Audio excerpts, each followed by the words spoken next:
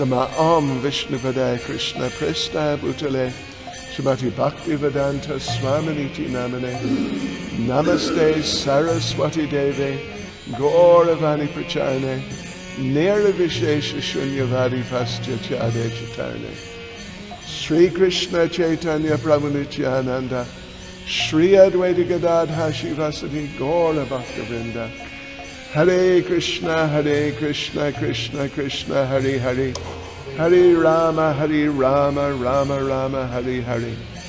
Vanchakalpatarubhyascha kripa sindhubhya evacha, Patitanam pavanebhyo vaishnavebhyo namo namaha. Srila Prabhupada ki jai.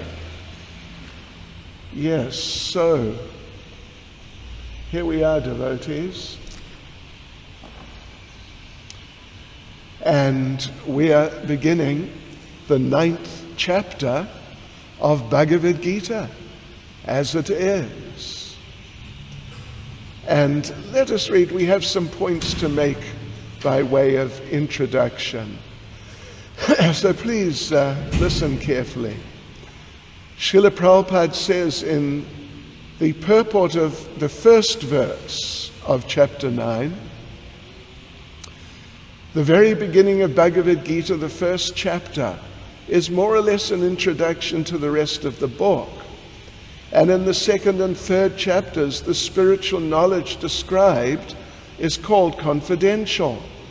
Topics discussed in the 7th and 8th chapters are specifically related to devotional service, and because they bring enlightenment in Krishna consciousness, they're called more confidential. But the matters which are described in the 9th chapter deal with unalloyed, pure devotion. Therefore, this is called the most confidential. So a little bit further though, in the 8th chapter, Lord Krishna has explained that the Ananya devotee, remember the term Ananya, no other, just pure devotional service. So Lord Krishna has explained in the 8th chapter that the Ananya devotee surpasses both light and dark conditions of material existence and gains the best of everything and more. In this chapter, the importance of Ananya Bhakti is going to be stressed more and more, even in some very extraordinary ways. We're coming into the very heart of the Bhagavad Gita, so we're going to be seeing some of the highest concepts in Krishna consciousness coming out, particularly towards the end of this chapter. And in the beginning of the next, in the beginning of the 10th chapter also, Srila Vishwanath Chakravarti Thakur says that the Bhagavad Gita, listen to this is very interesting and it's important too. Bhagavad Gita is the essence of all Vedic literature. And the middle 6 chapters of Bhagavad Gita are the essence of the Bhagavad Gita. So they are the essence of the essence, you could say. And the 9th and 10th chapters, the 9th and 10th chapters are the essence of the essence of the essence. They're the essence of the middle 6 chapters. The essence of the essence of the essence. Well, it's true and it's very amazing and it's very important. He explains that the first 6 chapters have introduced Bhakti. The 7th and 8th have explained Bhakti, but there's been some mention, as we saw last night, of karma, jnana and yoga, although the subject has definitely been really pure devotion. So the 9th and 10th are explaining simply pure bhakti, Ananya Bhakti. So it is said that this Ananya Bhakti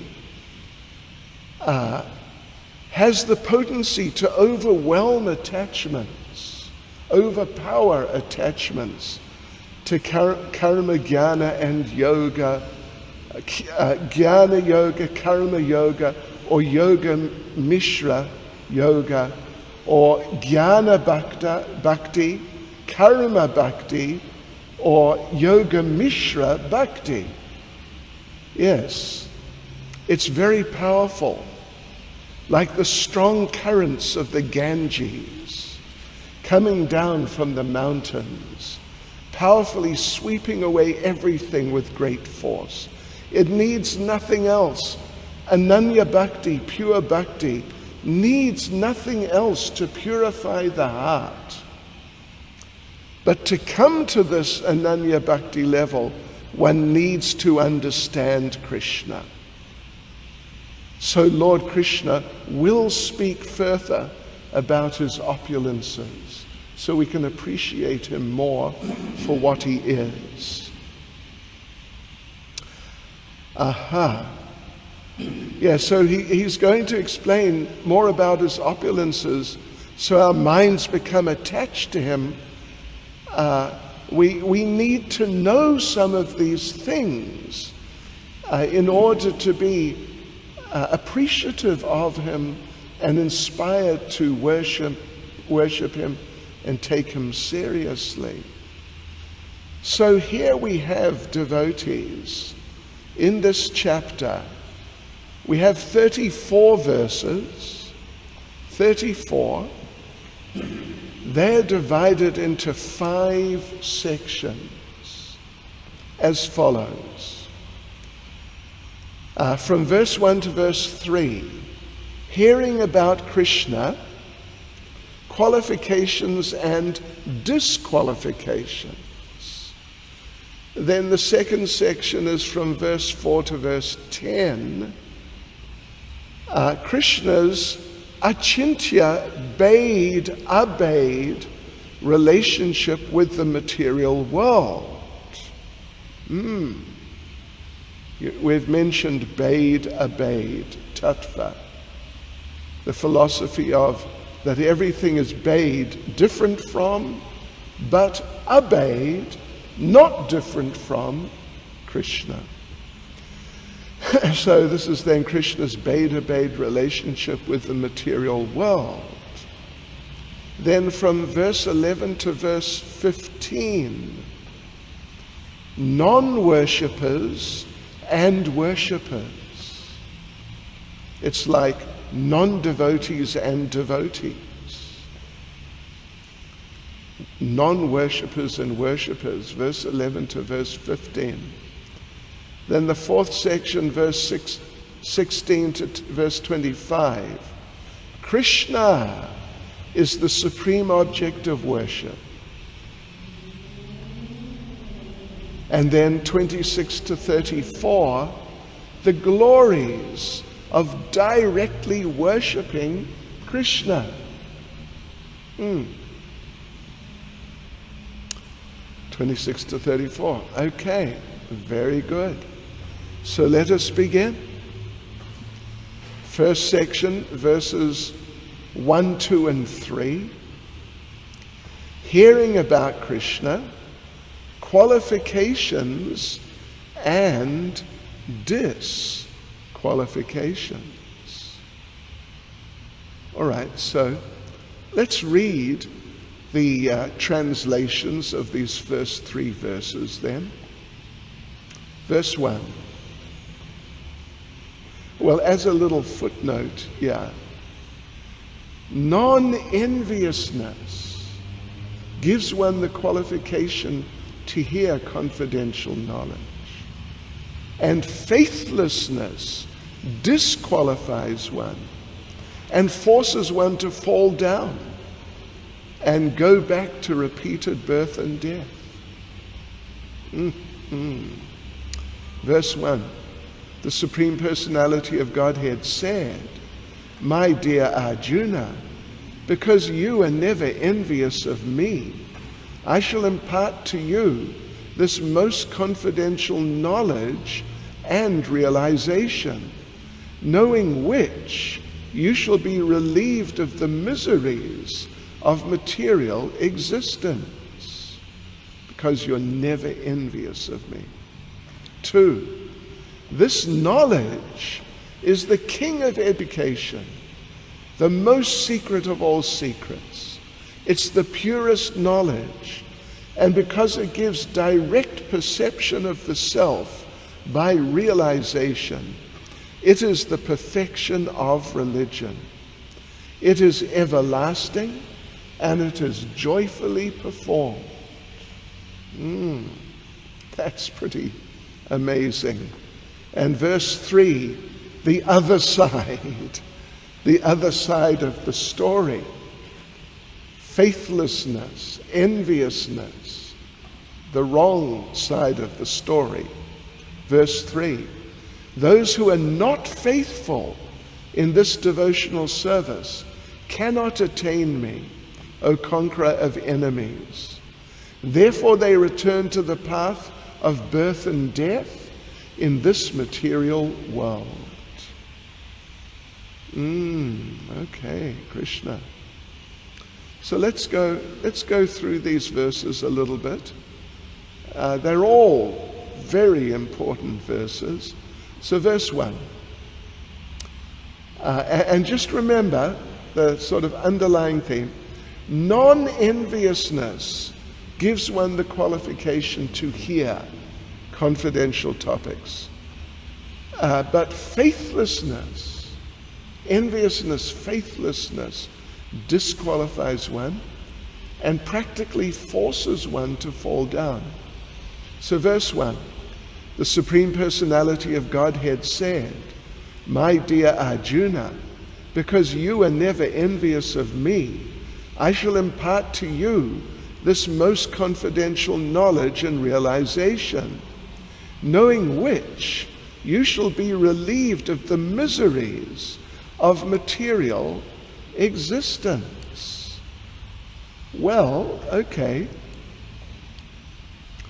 So, of course, the theme in the positive sense is to hearing. Lord Krishna is about to let Arjuna hear the most confidential knowledge and realization, and on hearing which he's going to be relieved of the miseries of material existence. Oh gosh. Oh, that's important. So Srila Prabhupada begins the purport. As a devotee hears more and more about the Supreme Lord, he becomes enlightened. This hearing process is recommended in Srimad Bhagavatam. The messages of the Supreme Personality of Godhead are full of potencies, and these potencies can be realized if topics regarding the Supreme Godhead are discussed amongst devotees, not others. Yeah, so that's very important. Second paragraph, in the second paragraph, Prabhupada explains that the devotees are always engaged in devotional service, and Krishna understands the mentality and sincerity of everyone, and particularly of the devotees. The devotees, Lord Krishna is watching very, very carefully, examining them regularly to understand their mentality, their attitudes, their moods, and their sincerity. Yes. And then Krishna gives them intelligence appropriately. He gives them intelligence and puts them in different situations appropriately to stimulate them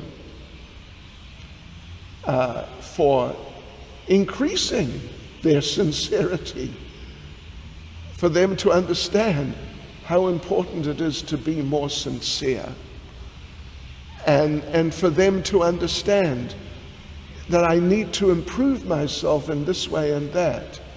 In this way, Krishna is kind to the devotees, to give them inspiration positively to progress, and even negatively to progress, by showing the devotees that if I become attached to the wrong things, if I start focusing on things which are detrimental to Krishna consciousness, I have a bad experience. I get kicked by Maya. So this is a negative stimulus. I must take shelter of Krishna more. Yes, so this is all just so important. Yeah. And as Prabhupada says at the end of the second paragraph, Lord Krishna, in order to encourage Arjuna to higher and higher elevation in his potent service, describes in this 9th chapter matters more confidential than any he has already disclosed. Then in the next paragraph, well, we've already basically been through that in our little introduction. It's more just what's been discussed here and there, different chapters, what's going to be discussed here. This 9th chapter deals with unalloyed pure devotion. We already read that. Therefore, it's called the most confidential. One who's situated in the most confidential knowledge of Krishna is naturally transcendental.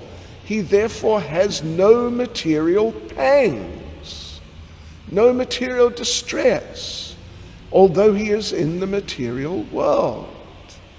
Yes.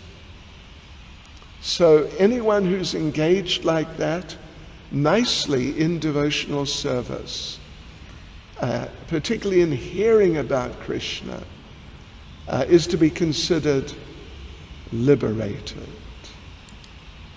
Yes, so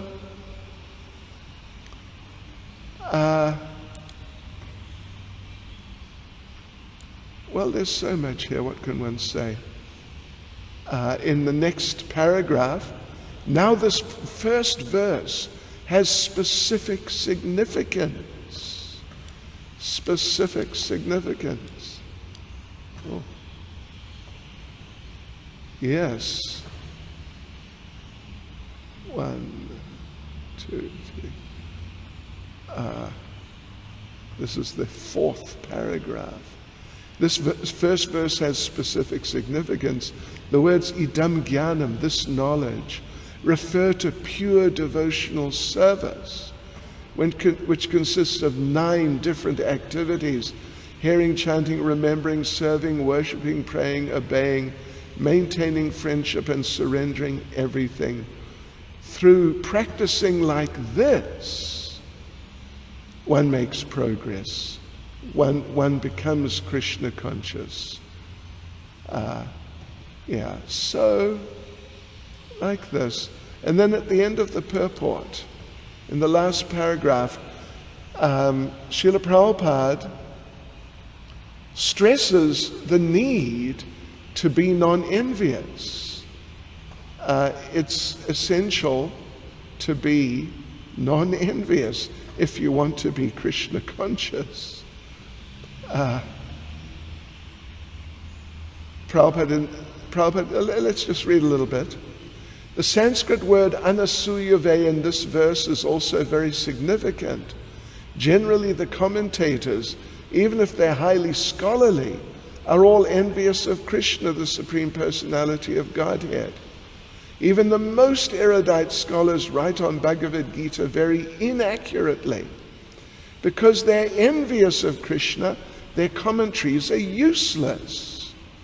The commentaries given by devotees of the Lord are bona fide. Yes, and Prabhupada concludes the purport. For one who understands that Krishna is the Supreme Personality of Godhead, the pure and transcendental personality, these chapters will be very beneficial. And now, verse 2, which is, it's such an important verse, my gosh. Yeah. So, verse 2, this knowledge is the king of education, the most secret of all secrets. It's the purest knowledge. And because it gives direct perception of the self by realization, it is the perfection of religion. It is everlasting and it is joyfully performed. Yes, so Raja Vidya, the king of knowledge, this is Bhakti. Knowledge of Bhakti, knowledge of Krishna, knowledge of how to serve Krishna, why to serve Krishna, in what ways, what consciousness, what moods, what attitudes, all these things. This is the Raja Vidya. So it's glorified in a number of different ways here. It's like 6 different ways, or seven different ways. It's so secret because it explains about the soul's relationship with Krishna, which is sort of like, you could say, an open secret. It's an open secret because Krishna has been distributing it through the ages, through the generations and kalpas and millennia, and just constantly, practically, just distributing and distributing and distributing. But it's secret because the consciousness of so many people, the materialistic people, their consciousness is such that their intelligence is closed off from this. Therefore, they don't know. Who knows? Who knows? Other than the practitioners of Krishna consciousness, who really knows? Generally, everybody else thinks it's just we must enjoy here. So it's an open secret.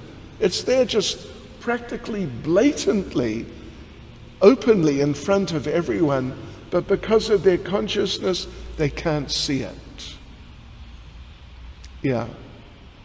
Just like, I don't know, do you know the story of Admiral Nelson at the Battle of Trafalgar? Do you know that story?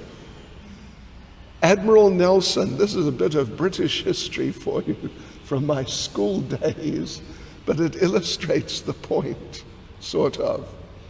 Admiral Nelson, he was the leader of the British Navy, and he was like a super heavy, super dynamic warrior. And he just loved going to battle with the enemies of the British Empire. So one time, his navy and the fleet of the Spanish Armada, or maybe it was Napoleon, but I think it was Spanish Armada. They were coming to meet, and the Spanish had many more boats. And Admiral Nelson's assistant said, "Hey, we better get out of here. We're outnumbered." Nelson said, "Let me have a look." He had a telescope for seeing in the distance, which is just one. You can just put it against one eye and look and see what's in the distance. Admiral Nelson only had one eye. He had lost an eye somehow, and he really wanted to go into battle here. So he held it up. He held the telescope against his back where he had no eye. And he said, "No, I don't see the Spanish. I don't see anything. Let's carry on." and they carried on and they had a great victory. So it's a little like that with the conditioned souls. They don't want to see Krishna. They don't want to know. They're envious of him. And they're fascinated with other things. Therefore, even though Krishna's been presented all over, but no, we don't know about Krishna. So in this way, it's the most secret of all secrets. Not because Krishna's trying to hide it. He's really not trying to do that at all. So now it is the purest knowledge. It's the purest knowledge. How should we see that? It is so purifying that it cleanses one of all the effects of sins without the help of any other process. You don't need to do anything other than devotional service. So this knowledge of devotional service, how to do it in all different ways, is the purest knowledge, because through the knowledge and the application of it, one will become completely cleansed and purified. Then, this is very interesting, it is the perfection of religion, because it is the perfection of religion because it gives direct perception of the self by realization. That's important, isn't it? Just think about that. It is the perfection of religion. You will not find any presentation of religion better, because it gives direct perception of the self by realization. Not just that it explains things nicely. It does explain things nicely. But it's not just because it explains things nicely. It presents the process in such ways that if you practice the process properly, according to that knowledge, then you realize yourself directly. Not just some ideas, the soul is like this and the soul is like that. These types of things, just concepts. But you will come to see the soul. Plus, you will come to see Krishna. Therefore, it's the perfection of religion. Where does one get that in any other process? Well, frankly, you don't. You don't. You just get ideas, suggestions, but not direct perception. So, in other words, the process embodies the result. The process embodies the result. That's a slightly tricky idea, but it's a good one. So it's everlasting because it goes on, the process which the knowledge is about, which the knowledge explains, the process goes on after liberation. Normally you get these other processes, some type of yoga, Ashtanga yoga, or whatever, Shat Chakra yoga. Karma yoga is a very good example. Karma yoga means you do your material duty and offer the result to the Lord. But when you achieve perfection and go to the eternal kingdom of God, you do not have a material body. So you do not have any material duty. You see, so the process finishes when you reach the goal, the point of some form of liberation, salvation. Yeah, like the impersonalists, maybe they meditate. Shri Shri Radha Radhanath Shri Giri Govardhan Shri Chaitanya Mahaprabhu Ki Jai.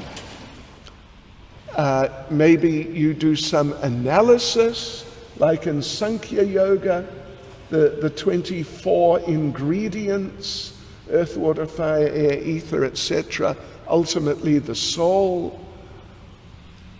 And like this. And all these processes are to help you reach that point of liberation, which with the impersonalists means to just merge with everything, with Brahman. So you see, the process is different from the result. And the process stops when you achieve the result. But here, the process of devotional service and this knowledge of it is everlasting because it goes on after liberation. Here, today, Mother Yashoda Rani cooked the breakfast offering for Radha Radhanath. Am I right? Yes, because I had a little maha. In Goloka Vrindavan, Mother Yashoda Rani will cook breakfast for Krishna also. The process goes on. The process goes on. Here we serve Krishna. That's how we progress. In Goloka Vrindavan, we will serve Krishna. Here we chant Hare Krishna. It's the most important practice in this age. In Goloka Vrindavan, we will also chant Hare Krishna. It's everlasting. Let's see. And it's joyfully performed. It's joyfully performed means that you can engage yourself, your body, your mind, your senses. You can engage everything in it without inhibition. You can just dive into it, just get into it, and give yourself wholeheartedly with all your physical capabilities, psychological capabilities, just everything. So it's joyfully performed. It's so easy. Which includes, it's easy. As we'll see when we reach verse 26, which will be next week, then we'll see how Krishna explains that the process of devotional service is so easy, so incredibly easy. A child can easily do it. Just offer one leaf, one fruit, one flower, a little water. That's all you need to do in love, and Krishna will accept it. So that's quite something, isn't it? That really is. So verse 3 then. And this is, watch out. Just watch out here. Be careful. Verse 3. Those who are not faithful in this devotional service cannot attain me, O conqueror of enemies. Therefore they return to the path of birth and death in this material world. Yeah, so that's a heavy warning. That's really a very strong warning. And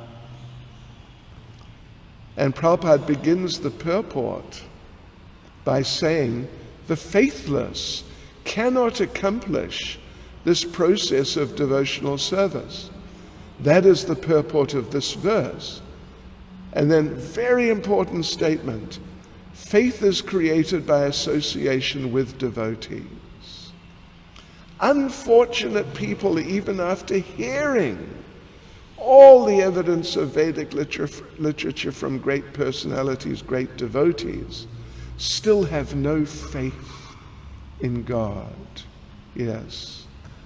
And Prabhupada mentions here in this first paragraph that there's a definition in Caitanya Charitamrita. There's a definition of faith. And it's a verse which we quoted when we were doing Nectar of Devotion. Shraddha Shabde Vishwas Kahe, Shudrada Nishchoy, Krishna Bhakti Kaile Sarva Karma Krita Hoy. Shraddha, this term Shraddha means, Shraddha Shabde, this word Shraddha means that simply by rendering devotional service to Krishna, one will achieve whatever may be achieved by any other method, plus one will go back to Godhead. So one will not be bereft of anything that one could have got through some other material process, but rather one will get that and go back to Godhead, which one will not be able to do through any other process. And Prabhupada quotes a verse from the 4th canto about how if we please Krishna, we satisfy everyone else. And Prabhupada says just at the end of that paragraph, therefore after reading Bhagavad Gita, one should promptly come to the conclusion of Bhagavad Gita that one should give up all other engagements and adopt the service of the Supreme Lord Krishna, the personality of Godhead. If one is convinced of this philosophy of life, that is faith. And I remember when I first read Bhagavad Gita, I had only been a devotee a matter of weeks, or I would say maximum 2 months or so. And I read the Bhagavad Gita, and when I put it down, the thought just entered my mind, that's it. I have to surrender. There is no good alternative. That's it. And so that's faith. That's faith.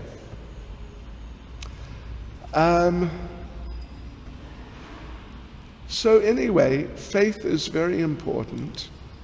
And you get faith from associating with devotees, means devotees who have faith. In the last paragraph, quite long paragraph, Prabhupada talks about the first, second, and third class devotees in terms of their faith. This we've also discussed in Nectar of Devotion. Third class devotee, let's just read what Prabhupada says. This is in the middle, more or less, sort of in the middle of the paragraph, last paragraph. As far as the development of faith is concerned, one who is well versed in the literatures of devotional service and has attained the stage of firm faith is called a first-class person in Krishna consciousness. And in the second class are those who are not very advanced in understanding the devotional scriptures, but who automatically have firm faith that Krishna Bhakti or service to Krishna is the best course, and so in good faith have taken it up. Then there's the third class. Thus they're superior to the third class, who have neither perfect knowledge of the scriptures nor good faith, but by association and simplicity they're trying to follow. Third class person in Krishna consciousness may fall down, but when one is in the second class, Madhyamadikari, he does not fall down. And for the first class person, there's no possibility of falling down. Right. Okay. So these people who took to devotional service but they couldn't develop faith, then they fall down and just go back to material life. All right, let's go on to the next section, Krishna's achintya abhed relationship with the material world. And it's philosophical, but it's very nice, very interesting. So, this is the beginning of this confidential knowledge, which is going to increase our faith and devotion. It's a type, you could say, of Aishvarya Gyan, meaning knowledge about Krishna's opulence, power. It'll arouse a sense of servitude towards the Lord in us. And this will be a catalyst for our devotion. It is Sambandha Gyan, knowledge of relationship with Krishna. Our relationship, everything's relationship. And we need this understanding if we're going to build a basis upon which we'll be inspired to render devotional service. This word jnana, like many Sanskrit words, it has a number of meanings. The simple meaning is knowledge. Another meaning is, jnana means an instrument by which you know. An instrument that helps you to know. So jnana is not different from bhakti if it is explaining to us how to understand Krishna. That jnana is part of bhakti. Yes, so it's not that the philosophy of Achintya Bheda Tattva was created by Lord Caitanya.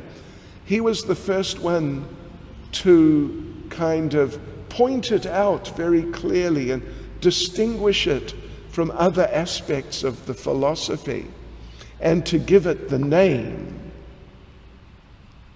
Some say Jiva Goswami gave it the name. But it's an eternal philosophy, and here in these verses we will see Krishna presents Achintya Bheda Tattva. How everything is the same as him, but different from him at the same time. So the idea presented then in this section from verse 4 to verse 10 is that Krishna pervades, creates, and annihilates the entire cosmos through his material energy. And although Krishna is the supreme director, the material world nevertheless moves independently, and Krishna therefore remains neutral and detached. That's interesting. That's very interesting. Okay, so how should we do this? We're not going to finish the whole section tonight. I think what I'll do, First of all, let's look at verse 4 and verse 5, because they are connected to each other. So I'll read them right now, both verses. Verse 4. So Krishna says, "By me, in my unmanifested form, this entire universe is pervaded. All beings are in me, but I am not in them." Okay, now, bear that in mind, devotees. So, all beings are in me, but I'm not in them. I'm pervading everything, and yet everything that is created does not rest in me. This is verse 5. "Behold my mystic opulence. Although I'm the maintainer of all living entities, and although I'm everywhere, I am not part of this cosmic manifestation.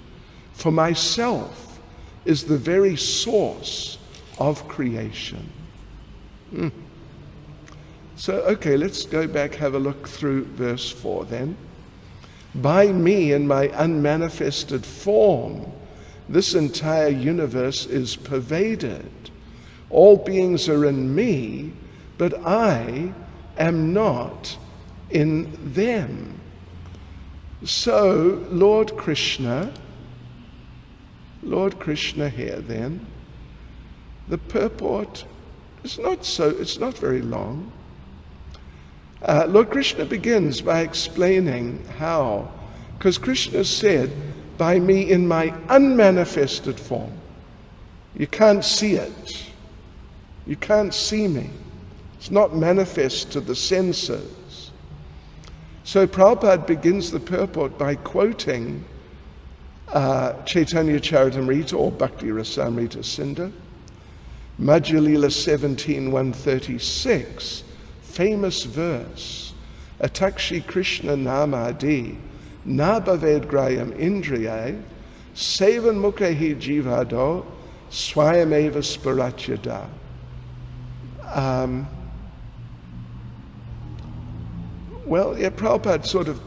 Prabhupada paraphrases the translation that Lord Sri Krishna's name, fame, pastimes, etc. cannot be understood by material senses. Only to one who's engaged in pure devotional service under proper guidance is he revealed. Yeah. Sevon Mukhe, by service, that Atakshi Krishna Nam Adi Nabhaved Graham Indriyai. Krishna, his name and the rest of him, Nabhaved, cannot be perceived, Grahyam Indriyai, by Indriyai means the senses, and Grahyam basically means just like mundane material senses. But, Sevon Mukhehi Jivado, if we render service, seva, jiva ado, jiva means the tongue actually, and ado means beginning with, at first. If we render service to the Lord, beginning with the tongue, by chanting and tasting prasad, then swayam eva spuratyada, then we will directly perceive him. Sure, that's powerful. That's really powerful. Yes, so, and then Prabhupada quotes Bhakti Brahma Samhita, Premanjana Charita Bhakti Valochena, Santasadaiva Hridayeshu Valokayanti. The devotees whose eyes are anointed with the ointment of love can see Krishna Hridayeshu, within the heart. Yeah. So anyway, let's have a look here. So Prabhupada gives the example of a king. The king is controlling the whole kingdom, but not personally. He has his representatives. Just like here, the state president. He has the police force. He doesn't run around giving people parking tickets. But the parking tickets that the police give, he is behind them. He's the ultimate authority who has said, you do that, give them a ticket. So for a king it's like that, for Krishna it's like that. Everything's resting on Krishna's energy, and the energy is one with him and different from him. Just like the lights are in the ceiling, the light fittings, that's where the light here is coming from. But the light is all around us here. So there's a oneness but there's a difference also. So in the last sentence of the purport, or last couple of sentences, Prabhupada says, similarly, all the manifestations that we see and everything that exists, both in this material world and in the spiritual world, are resting on the energy of the Supreme Personality of Godhead.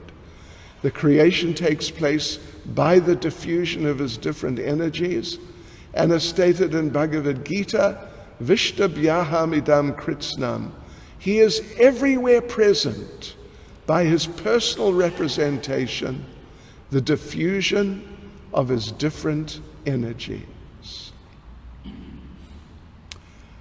And there's something here I've got from Prabhupada. Srila Prabhupada gave a class on this verse 4, and then 5, 6, and 7, on those 4 verses. And Prabhupada said this, listen to this. Electric power can be transmitted everywhere. An electrician can take electric power from anywhere and utilize it. Similarly, Krishna's energy spread all over the universe. When we're transcendently situated, just like the electrician, we can see God eye to eye. Premanjana charita bhakti valochanena. That creation, spiritualization of the senses, is possible by devotional service and love. His energy is spread all over the universe, all over the world. And by his energy, he can be present anywhere and everywhere simultaneously. The conclusion is, when his devotee is there, he can manifest himself everywhere and anywhere. But when there is no devotee, he is not there, although his energy is there. There are many instances. Prahlad Maharaj saw Krishna from the pillar. So for the devotee, Krishna is personally there. Wherever the devotee goes, Krishna is with them. But when the devotee is not there, Krishna is present, but in the form of his energies. He doesn't involve himself personally where there are no devotees. All right, and then verse 5. Let me just repeat verse 4, because the two, they're so intimately connected. Verse 4, by me in my unmanifested form, this entire universe is pervaded. All beings are in me, but I am not in them. 5, and yet everything that is created does not rest in me. Yeah, he just said he pervades the entire universe, and everything that is created does not rest in me. Behold my mystic opulence. Although I am the maintainer of all living entities, and although I am everywhere, I am not a part of this cosmic manifestation. For myself is the very source of creation. Interesting little point, just by the way,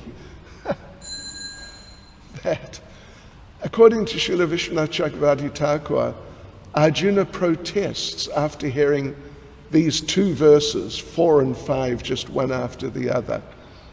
And Arjuna says, you have just contradicted yourself. But Lord Krishna replies, no. See my supernatural power. See my extraordinary skill in doing what cannot be done. And see something else which is astonishing. Even though I'm the maintainer of all living beings in the universe and the protector of them all, I, in my spiritual body, am not situated in them. So this is Beda Bade. I support all living entities, but I'm not in them, just my energy. They're not in him in the same way that water is in a pot. So then, according to Baladev Vijabhushan, Arjuna says, but in the previous verse you said that everything was situated in you. And in this verse you contradict this by saying everything is not in you. Krishna replies, understand that this is my extraordinary mystical power. yogam aishvaram. So, in the purport, Srila Prabhupada makes the point that Krishna's involvement in the material world is not like Atlas. You've seen pictures of Atlas holding up the globe? Yeah, you know that. So Krishna's involvement and, supporting and all that, everything resting on him, is not like how the planet rests on Atlas. He looks very tired. But same idea as in verse 4, it's situated on his energy. And Srila Prabhupada makes the point in the second paragraph, in the second sentence, second paragraph, his person is full of different potent energies, and his determination is itself actual fact. In this way, the personality of Godhead is to be understood. We may think of doing something, but there's so many impediments, and sometimes it's not possible to do as we like. But when Krishna wants to do something, simply by his willing, everything is performed so perfectly that one cannot imagine how it is being done. So he doesn't even have to really touch it and get involved as such. And finally, Prabhupada concludes the purport. Simultaneously, the Lord is present in everything, yet the common man cannot understand how he's also present personally. He's different from this material manifestation, yet everything is resting on him. This is explained here as yogam aishvaram, the mystic power of the Supreme Personality of Godhead.